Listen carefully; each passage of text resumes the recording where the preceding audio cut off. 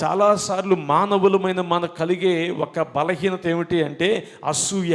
ఎగ్జాక్ట్గా తన తమ్ముడు అర్పించిన అర్పణ అంగీకరించబడడం ద్వారా తమ్ముడి మీద అసూయ పెట్టుకున్నాడు అన్న అయిన కయ్యను.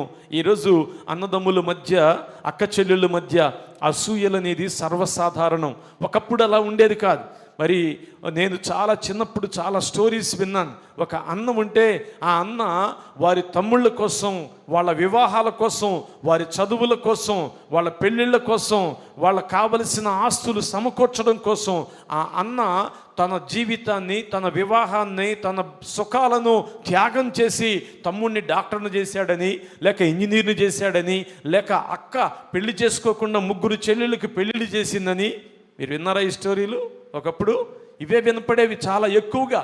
అలాగే ఆ పెళ్ళైన తర్వాత ఆ చెల్లెళ్ళు, ఆ తమ్ముళ్ళు తమ కోసం త్యాగం చేసిన అన్ననో అక్కనో అమ్మ కంటే ఎక్కువగా గౌరవించేవారు, నాన్న కంటే ఎక్కువగా సన్మానించి వారి మాటను జబదాటకుండా వారు బ్రతుకుతూ ఉండేవారు.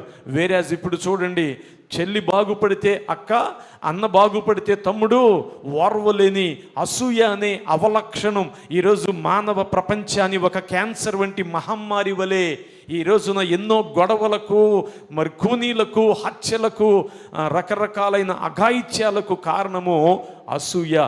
అలాంటి అసూయ మార్గమును కయ్యను ఎంచుకున్నాడు. దాని వలన అతడు హంతకుడయ్యాడు అని బైబిల్ చెప్తుంది. దేర్ఫోర్ మొట్టమొదటిగా మనం ఎంచుకున్న గూడని మార్గం ఏమిటో బైబిల్ చెప్తుంది. చూడండి, ఈ 4వ అధ్యాయం 1 నుండి 12వ వచనములో అసూయ మార్గమును ఎంచుకున్న కయ్యను చివరికి హంతకుడయ్యాడు. ఆ హంతకునికి జీవిత శిక్ష అనేది పరిపాటి.